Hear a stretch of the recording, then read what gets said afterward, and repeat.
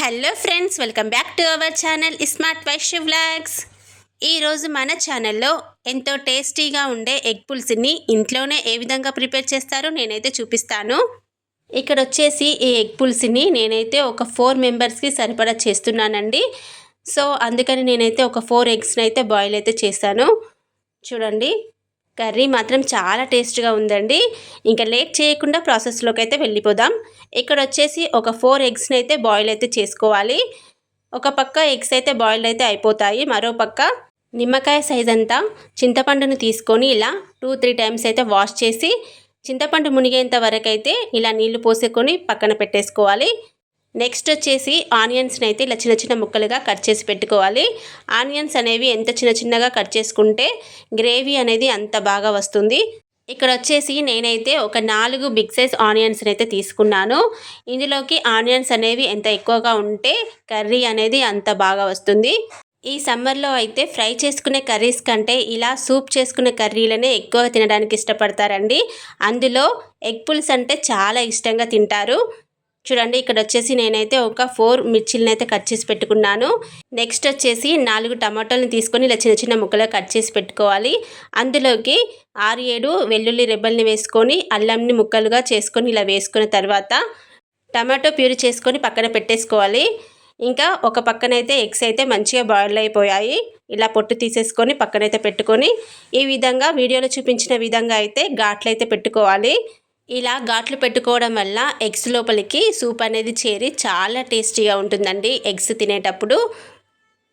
చూడండి, ఈ విధంగా అన్ని ఎగ్స్లకి ఇలా ఘాట్లు పెట్టేసుకోవాలి.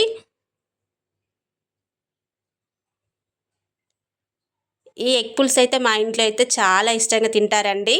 నేనైతే ఈ సమ్మర్లో అయితే ఎక్కువగా చేస్తూ ఉంటాను. నెక్స్ట్ వచ్చేసి ఒక కడాయి తీసుకొని అందులోకి 1 టేబుల్ స్పూన్ అంత ఆయిల్ అయితే వేసుకొని ఆయిల్ వేడయ్యాక 1/2 టేబుల్ స్పూన్ అంత కారం, ఉప్పు అలాగే పసుపు వేసుకొని ఇలా కలుపుకున్న తర్వాత మనం ముందుగా బాయిల్ చేసుకున్న ఎగ్స్ని ఇలా ఒక్కొక్కటిగా వేసుకోవాలి. ఇలా ఫ్రై చేసుకోవడం వల్ల ఎగ్స్ అనేవి మరింత టేస్ట్గా ఉంటాయండి. ఎగ్ తినేటప్పుడు నోటికి ఎంతో టేస్ట్గా ఉంటుందండి.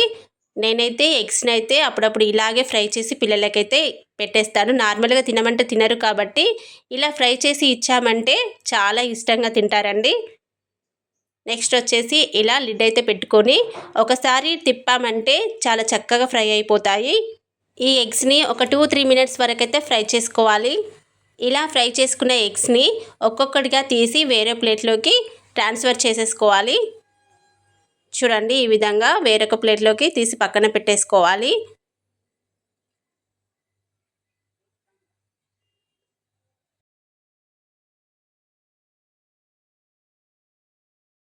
నెక్స్ట్ వచ్చేసి అదే కడాయిలోకి 1 టేబుల్ స్పూన్ అంత ఆయిల్ని అయితే వేసుకోవాలి.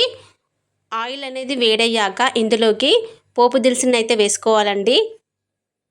చూడండి, 1 స్పూన్ వరకు ఆవాలు, 1 స్పూన్ వరకు జీలకర్ర వేసుకొని చక్కగా ఫ్రై చేసుకోవాలి. నెక్స్ట్ వచ్చేసి 2-3 పచ్చిమిర్చిని కూడా వేసుకొని చక్కగా ఫ్రై చేసుకోవాలి. నెక్స్ట్ వచ్చేసి మనం ముందుగా కట్ చేసి పెట్టుకున్న ఆనియన్స్ కూడా వేసుకోవాలండి.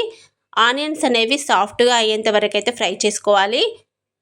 చూడండి, ఈ విధంగా ఆనియన్స్ని ఫ్రై చేసుకునేటప్పుడే కాస్త సాల్ట్ని కూడా వేసి ఫ్రై చేసుకున్నామంటే చాలా తొందరగా ఫ్రై అయిపోతాయి. చూడండి, నెక్స్ట్ వచ్చేసి మనం ముందుగా ప్రిపేర్ చేసి పెట్టుకున్న టమాటో ప్యూరీని కూడా వేసుకొని ఫ్రై చేసుకోవాలి. ఈ టమాటో ప్యూరీని వేసుకున్న తర్వాత ఒక 5 మినిట్స్ వరకు అయితే ఆయిల్లో ఫ్రై చేసుకోవాలి. ఆయిల్ అనేది పైకి తేలేంత వరకు అయితే ఫ్రై చేసుకోవాలండి. చూడండి, ఇలా మూత పెట్టేసి ఒక 2-3 మినిట్స్ అయితే ఫ్రై చేసుకున్న తర్వాత ఇందులోకి కొత్తిమీరను అలాగే కరివేపాకును కూడా వేసుకొని ఫ్రై చేసుకోవాలి. ఈ విధంగా ఫ్రై చేసుకున్న తర్వాత ఇందులోకి టేస్ట్కి సరిపడా కారాన్ని నేనైతే 2-3 టేబుల్ స్పూన్ అంత కారాన్ని అయితే వేస్తున్నాను. మీ స్పైసీనెస్ని బట్టి మీరైతే కారాన్ని అయితే వేసుకోండి. అలాగే పసుపును కూడా వేసుకోవాలి. చూడండి, వీటన్నిటిని చక్కగా మిక్స్ అయ్యేటట్టు కలుపుకోవాలి. నెక్స్ట్ వచ్చేసి మనం ముందుగా ప్రిపేర్ చేసి పెట్టుకున్న చింతపండు పులుసును కూడా వేసుకోవాలండి. ఇలా చింతపండు పులుసుని పోసిన తర్వాత పులుసుకు తగినట్టు వాటర్ని కూడా యాడ్ చేసుకోవాలి. చూడండి, నేనైతే 2 కప్పుల వరకు అయితే వాటర్ని అయితే యాడ్ చేశాను.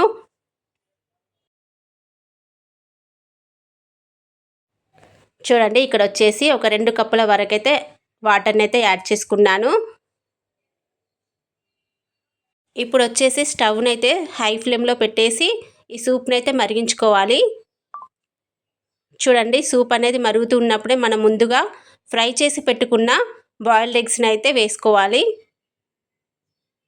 చూడండి ఈ విధంగా సూప్ అనేది మరిగేటప్పుడు ఈ ఎగ్స్ని వేసినట్లయితే ఆ చింతపండు రసం అనేది ఎగ్స్లోకి చేరి ఎగ్స్ అనేవి మరింత టేస్టీగా అవుతాయండి. చూడండి ఇలా మూత పెట్టేసి ఒక 5 మినిట్స్ వరకు అయితే కుక్ చేసుకోవాలి. నెక్స్ట్ వచ్చేసి మరో పక్కనైతే 1/2 టేబుల్ స్పూన్ మెంతులు వేసుకొని ఫ్రై చేసుకోవాలి. మెంతులు అనేవి కాస్త ఫ్రై చేసుకున్న తర్వాత 1/2 టేబుల్ స్పూన్ జీలకర్ర కూడా వేసుకొని ఫ్రై చేసుకోవాలి. ఎందుకంటే జీలకర్ర అనేది తొందరగా ఫ్రై అయిపోతుందండి. అందుకని మెంతుల్ని కాస్త ఫ్రై చేసుకున్న తర్వాతనే ఈ జీలకర్రని కూడా వేసుకొని ఫ్రై చేసుకోవాలి. చూడండి ఈ విధంగా ఫ్రై చేసుకొని ఒక చాపింగ్ బోర్డ్ తీసుకొని ఈ విధంగా వీడియోలో చూపించిన విధంగా అయితే మసాలాలను అయితే ప్రిపేర్ చేసుకోవాలి. ఎందుకంటే ఈ మసాలాని మిక్సీలో వేసినట్లయితే సరిగా గ్రైండ్ అయితే అవ్వదండి. సో అందుకని నేనైతే ఒక చాపింగ్ బోర్డు పైన ఈ విధంగా మసాలాను అయితే ప్రిపేర్ చేస్తున్నాను.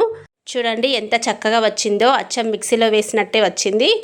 చూడండి ఈ విధంగా అయితే పొడి చేసుకోవాలి. ఇలా పొడి చేసుకున్న మసాలాని ఒక పక్క మసులుతున్న సూప్లోకి అయితే వేసేసుకోవాలి. సూప్ అనేది ఆల్మోస్ట్ దగ్గర పడుతుందండి. చూడండి నెక్స్ట్ వచ్చేసి మనం ప్రిపేర్ చేసి పెట్టుకున్న మసాలాను అయితే ఈ సూప్లోకి అయితే వేసేసుకోవాలి.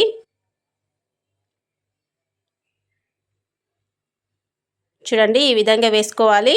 చూడండి ఇందులోకి అయితే గరం మసాలా కానీ ధనియాల పౌడర్ కానీ యాడ్ చేయట్లేదు. ఓన్లీ మెంతి పౌడర్ అలాగే జీలకర్ర పౌడర్ని మాత్రమే వేస్తున్నాను. మనం తినేటప్పుడు చేపలు తిన్నట్టే అనిపిస్తుందండి, చేపల పులుసు తిన్నట్టే అనిపిస్తుంది.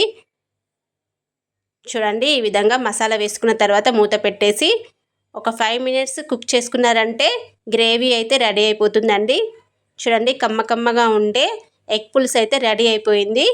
చూడండి ఎంత బాగా వచ్చిందో.